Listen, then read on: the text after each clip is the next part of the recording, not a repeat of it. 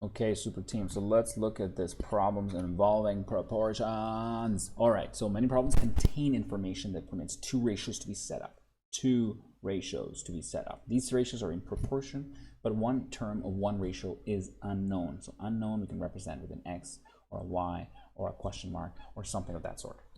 In such cases, a letter symbol for the unknown term is used to complete the proportion statement. Okay, that's like that X or Y. To ensure the proportion is set up correctly, use the following procedure. Okay, so it gives us 3 steps we can use to set up a proportion accurately or properly. Use the complete sentence to introduce the letter symbol that will be used to represent the missing term. Set up the unknown ratio on the left side of the proportion. Be sure to retain units or proportion description of the ratio. Set up, okay, relax, Soben.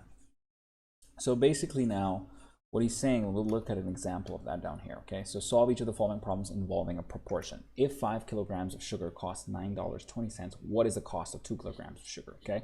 So 5 kilograms of sugar costs $9.20. What is the cost of the 2 kilograms of sugar? So again, we're going to use the step 1. Use a complete sentence to introduce the letter symbol, okay? So what is the cost of 2 kilograms of sugar? So we're going to call it, let the cost of 2 kilograms of sugar be X dollars. Okay, use a complete sentence to introduce the letter symbol. That's what we did, a complete sentence. Let the cost of the 2 kilograms of sugar be X dollars. All right, so we use a full sentence thing, exactly as we were instructed. Next, set up the known ratio on the left side of the proportion. Be sure to retain the units or description of the quantities in the ratio. So the known ratio was that 5 kilograms of sugar goes for $9.20, okay? So for every 5 kilograms is $9.2, right? And then he writes it down like this, right? Known ratio on the left side of the proportion. So this is going to be on the left side, meaning this side is going to come on this side. So 2 kilograms ratio X that we don't know, right? Set up the ratio using the letter symbol on the right side of the proportion. Make certain the letter symbol on the right side of the proportion means like this. Like, yeah, and so 2 kilograms ratio X dollars is our unknown, our proportion with the unknown value, the letter symbol, right? So let's see what he does over here. That's exactly what he does.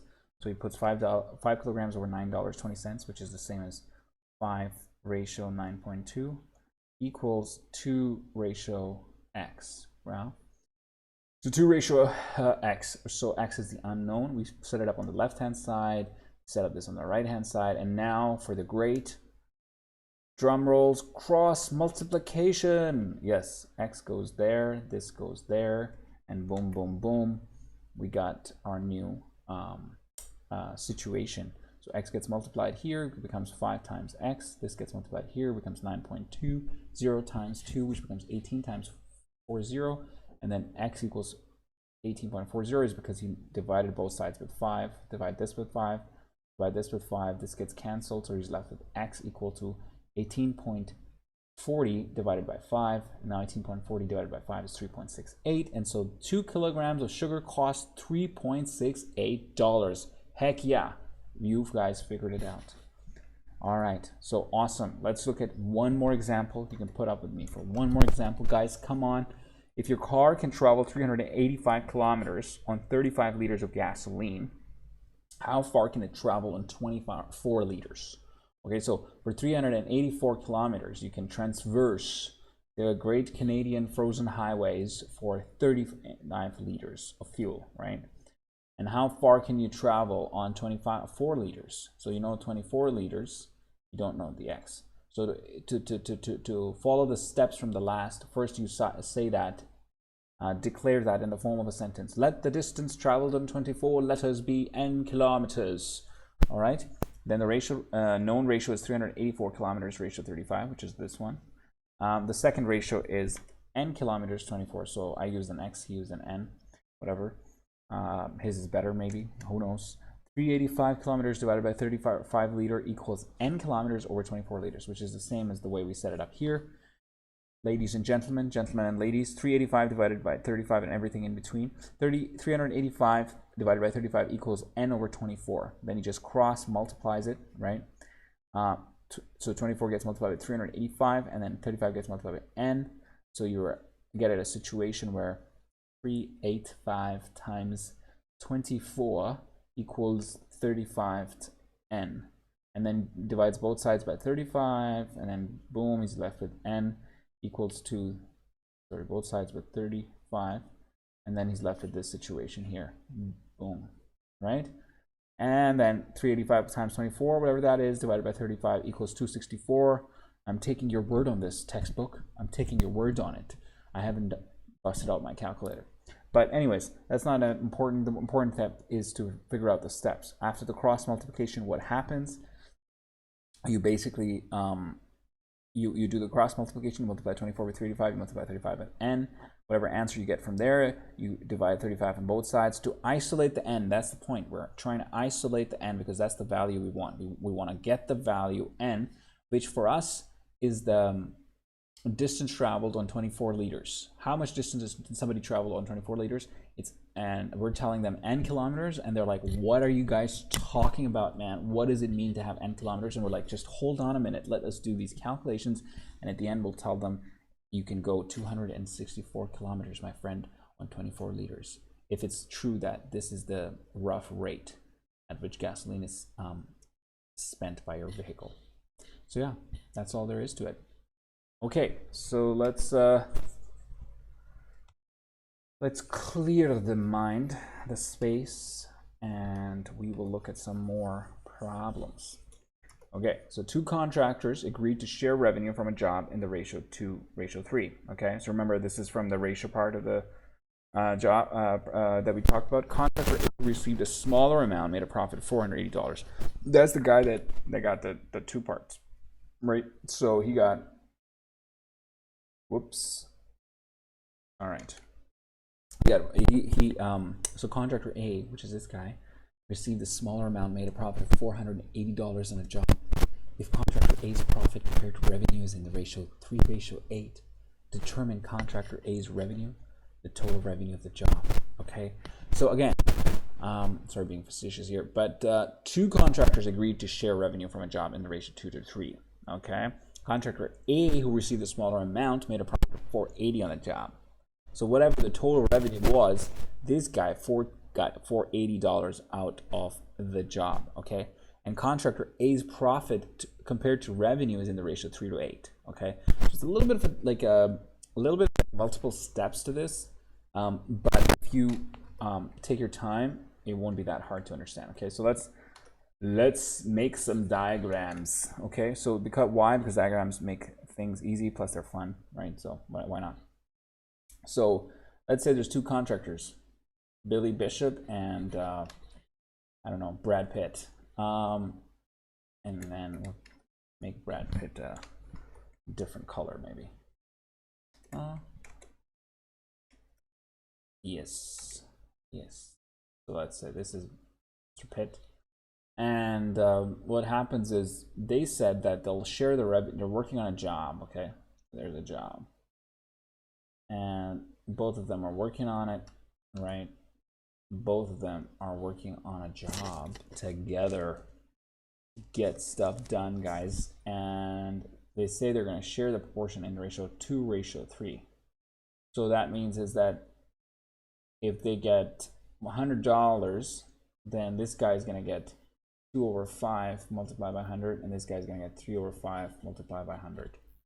Right? 2 parts out of the 5, 2 plus 3, 5, so there's 5 parts in total. He gets 2 out of 5 multiplied by 100, so you got 5 out of that. If you don't understand this, go back to the ratio videos. But really what's going on is that this guy's getting 2 parts out of the 5 parts, he's getting 2 parts out of the 5 parts. And whatever the total revenue ends up being, in this case I just assumed it's 100, which is not told to us in the question, but I'm just trying to explain to you, that's what they're saying. If the revenue is 200, it would still be the same. It would be 2/5 multiplied by 500 for Mr. Billy Bishop, and 3/5 times 500 for Mr. Brad Pitt. Okay, so again, so that's the ratio in which they decided to split their revenue, okay, from their job. So what he's saying is that contractor A, who received the smaller amount, made a profit of $480 on the job. So this guy, who was supposed to get 2 parts out of 5 of the revenue, made $480 on the job. Okay. Now remember, it's the profit. Okay, it's not the revenue. Revenue is what you get, the total amount that you get. Profit is what you save after you you factor in your costs, right? The profit, we all know this, profit equals revenue minus costs, right? Minus costs. So he got this profit of $480. We are not told about his revenue, which is what we were told earlier is going to be split in this manner. So whatever revenue he got, it got split in this manner, and then this was his leftover profit from that revenue ultimately. That's what we're told. And if contractor A's profit compared to the revenue is in the ratio 3:8, so now, so in other words, he got his revenue, whatever his revenue was, his X or his R, let's say, his R, it is split in such a way that 3 parts are profit, okay, to 8 parts revenue, okay? So in other words, there's 11 parts in total and 3 parts are revenue, okay? So let's look at how the book tackles this question. So contractor, we're supposed to find his revenue and we're supposed to find the total revenue of the job. So we're given 2 ratios, right? The first ratio compares the revenue of 2 contractors. Both of these are not known. So these are unknown quantities in the proportion. 2/3 equals A's revenue and B's revenue. We don't know what A's revenue is. We don't know what B's revenue is, but we know it's set up in this way, 2/3, 2:3. The second compares profit and revenue of contractor A, and one of these is known, the profit. So this gives us a proportion equation with only one unknown. Therefore, we can solve it, giving us the best place to start. Okay, so what that is saying is A's profit is 3 and A's revenue is 8, right? In this form. And we are told what his profit is, so we can figure out his revenue. So what he does is 3/8 equals, just plugs in the profit, is 480 into the profit, and then he's got 3/80 equals 480/x, and so he's just going to cross multiply now, right? X goes over there, 8 gets multiplied there, he's got left with 3x equals 8 times 480, and then he divides both sides by 3, and then here he's left with just x, which he's trying to isolate. He's trying to figure out this x, which is the revenue for A, and then he's left with x equals 8. So contractor's A revenue from the job is $1,280. Now we know that this is $1,280. So we can now solve this because we only got one unknown left. We can do some more cross multiplication and get B's revenue as well. So now that we know contractor's A revenue, we can use the first ratio to calculate B's revenue and then total revenue. Let Y represent contractor B's revenue. So then A's revenue 2, B's revenue 3, 2/3, which we know from over here, right? And then down here, we got A's revenue. Now we have figured this out, $1,280 from this proportion up here, this the way we set it up. And sorry, these are from the last time. And so 1280 over Y, Y in this case is B's revenue. And we do cross multiplication, so 2y equals 3 times 1280, and then we divide both sides with 2, this side by 2. This cancels the 2, we're left with the y, and this side we got 3 times 1280 over 2, and we got 1920. So now, what are we being asked? We're being asked the contractor's A revenue and the total revenue of the job. Contractor's A revenue, we already figured out, it's 1280. We're not actually asked contractor's B revenue. What we're being asked is, what is the revenue of contractor A and contractor B together? That's what we're being asked. So we have to add 1,280 with the other number that we got from this job. Sorry, the computer just froze, my friends. I'm really sorry for the technical difficulties we're facing at the moment. But yes, that's all we had to do, was just add 1,280 with whatever revenue we found for B's revenue, and then we add them together, A's revenue and B's revenue, and get the total revenue for the job. And that was the second question. So thank you for watching.